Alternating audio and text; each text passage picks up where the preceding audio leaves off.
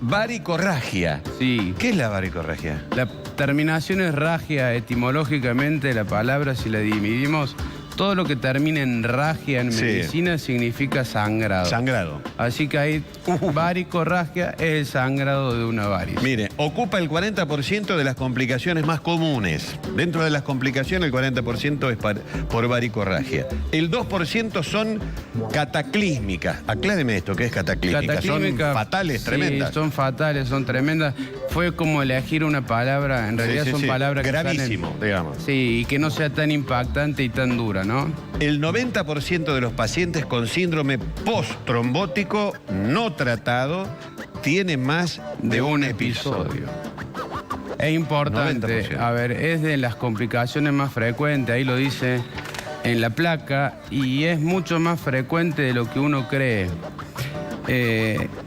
Sobre todo en poblaciones más pequeñas, a donde no hay un acceso a la medicina tan rápida. Entonces, esto sí es, y hace alusión al segundo punto de la placa, que puede ser cataclísmica. ¿Y cuál es el...? Ah, perdón. No, pregunta. ¿Cuál es el mecanismo de El mecanismo por el que se produce el sangrado es porque la varice es como que va horadando la piel. Horadando quiere decir que se va comiendo la capa de la piel desde adentro hacia afuera y queda prácticamente expuesta a la superficie. Y expuesta a la superficie de la piel queda expuesta a cualquier agresión.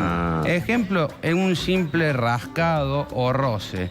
Y esto hace, por ejemplo, que la mayoría de las varicorragias cataclísmicas o mortales se produzcan a la noche. ¿Por qué? Porque yo tengo como una pelotita que es una varice que está ahí a flor de piel. Y yo me rasqué a la noche dormido sin darme cuenta porque pica, me lastimé y eso sangra. Sangra y no para. Y yo te voy a explicar por qué no detiene su sangrado. El primer mecanismo que hace o que utiliza el cuerpo humano para detener una hemorragia es el vasoespasmo. Vasoespasmo hace referencia tanto a una arteria como a una vena. Si yo corto una arteria o corto una vena, el primer mecanismo que hace el cuerpo es contraer ese vaso. Después viene el glóbulo rojo, la plaqueta para hacer el coágulo, pero como la varice es una vena que está enferma, que no tiene una pared muscular, no tiene esa capacidad de contracción. Entonces, al no tener esa capacidad de hacer la vasoconstricción, no para de sangrar. Es el paciente que, por ejemplo... pero ¿y qué tiene que hacer una persona? ¿Cómo se trata eso? ¿Cómo se trata? Esto yo creo que... Una persona que está sangrando. Primero que todo... El susto, todos los que vemos sangre, a ver, un chico que se golpea la cabeza y que sangra mucho, la mamá se desespera. La sangre da miedo, y eso es cierto, y la sangre en el domicilio da miedo. Si el paciente se está duchando y ve todo un charco de sangre, que es otro de los lugares comunes de la varicorragia, como primera medida es elevar el miembro. Si yo elevo el miembro inferior, si el sangrado en el miembro inferior, desciendo, vacío esa vena, entonces por la gravedad voy a descender la presión venosa y voy a parar el sangrado. Y después la compresión. Con mi simple dedo, apretar el lugar. Aprieto el lugar, no tengamos miedo de ensuciarnos, si no nos podemos poner un guante si es una persona ajena.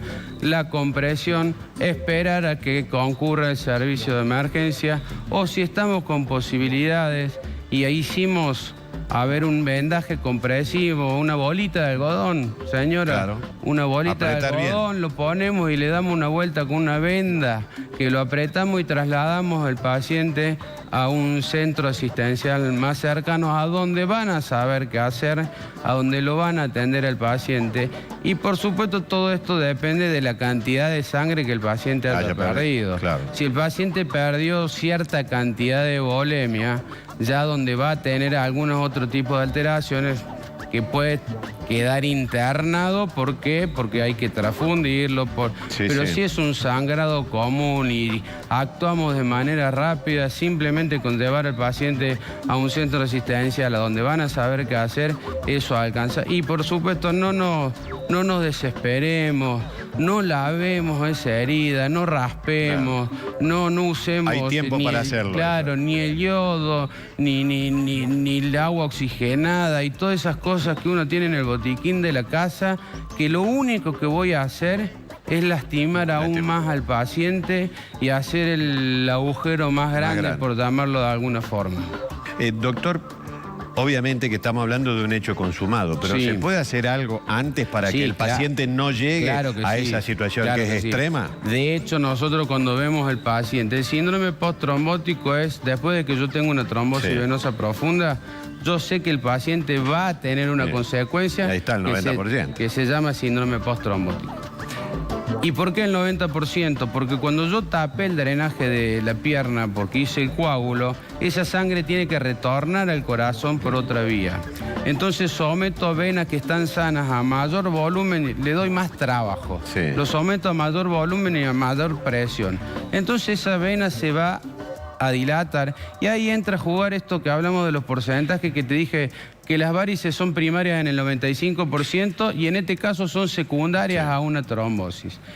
Ese paciente que no recibió tratamiento y yo lo veo en la consulta, le voy a ver que va a tener un montón de como bolitas, como pelotitas moraditas y azulitas que van a salir, sobre todo en la zona del pie, del tobillo, de la garganta del pie, que son las zonas más comunes. Y son pacientes que tienen miedo de hacer deporte, son pacientes que tienen miedo de hacer vida al aire libre. ¿Por qué? Porque están permanentemente con temor de lastimarse y de esto, ¿de qué? De que sangre, o que ya tuvieron un episodio. Ojo, es muy común que se repitan los episodios.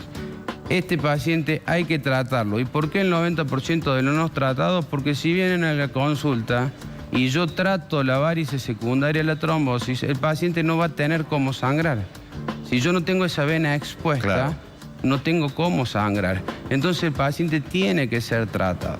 Y acá me voy a meter me voy a volver a meter, viste que a mí me gusta meterme siempre en problemas y decir, ni las pastillas, ni las medias, que son buenísimas, ni mucho menos una crema va a curar a un paciente que tiene varices. Esto lo voy a volver a decir y lo voy a repetir hasta el cansancio, porque por favor no le entreguemos la salud nuestra a una publicidad, a una crema. A ver, si yo me pongo una crema que me promete que no voy a padecer del pie diabético y el paciente es un diabético que se relajó, que dejó de cuidarse y se me puso un dedito negro.